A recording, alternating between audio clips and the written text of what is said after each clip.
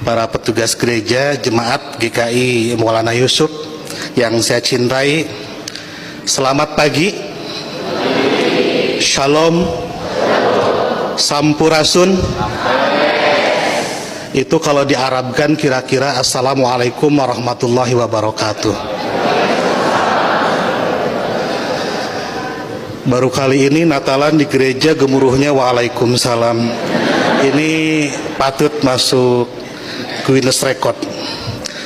Ibu bapak sekalian, selamat Natal. Terima kasih karena ibu bapak merayakan Natal. Seluruh orang Indonesia memperoleh 2 berkat, liburan dan diskon.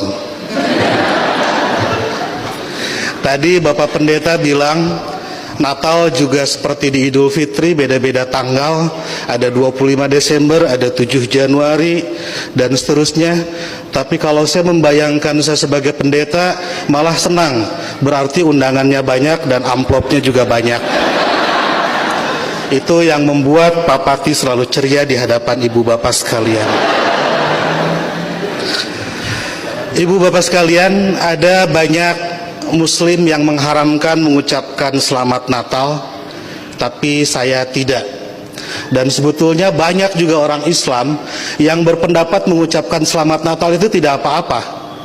Tapi mungkin yang datang ke gereja dan langsung mengucapkan hanya sedikit, salah satu di antaranya saya. Seperti dalam Alkitab, banyak yang terpanggil tetapi sedikit yang terpilih.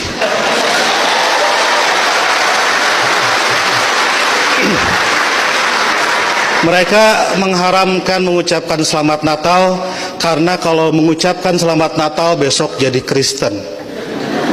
Saya tiap 10 November mengucapkan selamat Hari Pahlawan, besoknya saya tidak jadi Avengers.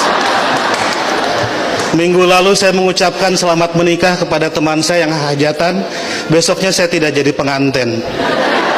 Dan berulang kali saya datang ke mahasiswa-mahasiswa kedokteran mengucapkan selamat, besoknya saya juga tidak jadi dokter. Nah, saya tahu bagi orang Islam untuk jadi orang Kristen itu susah. Tidak bisa karena mengucapkan selamat Natal tiba-tiba otomatis jadi Kristen. Orang Kristen mau jadi Islam juga susah. Saya tahu karena saya jelek-jelek begini di beberapa gereja mengajar katekisasi. Pendetanya bilang, kenapa saya ikut ngajar katekisasi? Karena untuk menjadi Kristen yang baik harus tahu tentang Islam yang baik. Karena selamanya kita akan bertetangga. Karena kedekatan saya dengan orang-orang Kristen seperti itu, banyak teman-teman dosen saya yang bilang saya ini agen Kristen. Saya marah, saya bilang saya bukan agen, saya glosir. Karena agen itu produknya cuma sedikit. Nah, jadi kata Pak Pendeta, kenapa saya diundang katekisasi? Agar orang-orang Kristen tahu tentang Islam, dan sebaliknya orang Islam juga seharusnya tahu tentang Kristen, karena ke depan kita akan terus-menerus bertetangga. Sebagai sesama tetangga, wajar dong kalau orang tetangga sedang bergembira, saya ikut bergembira.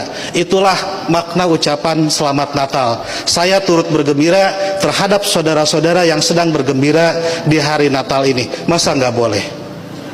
Itu seperti kalau ada teman saya ulang tahun, saya mengucapkan selamat ulang tahun karena dia sedang berbahagia.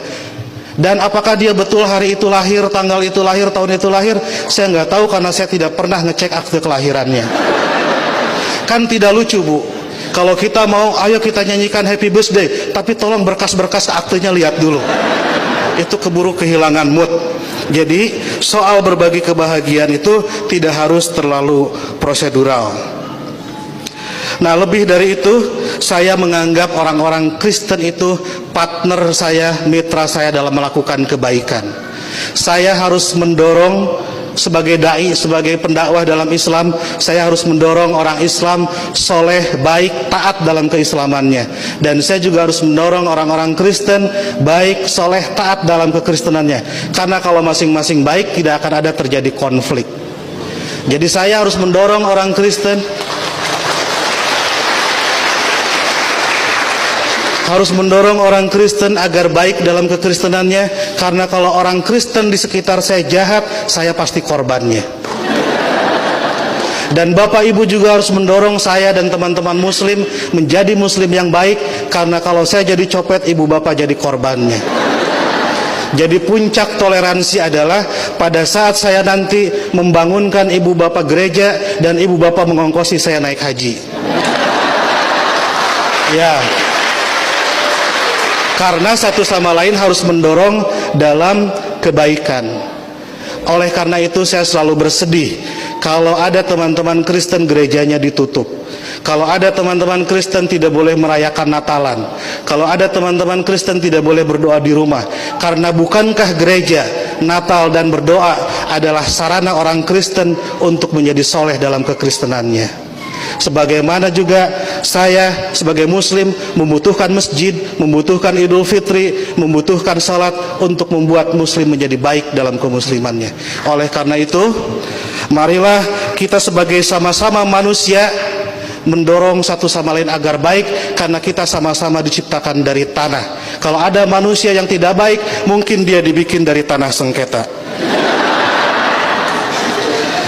Lebih dari itu, saya melihat kelahiran Kristus adalah berkah tidak hanya bagi orang Kristen, tapi juga untuk dunia.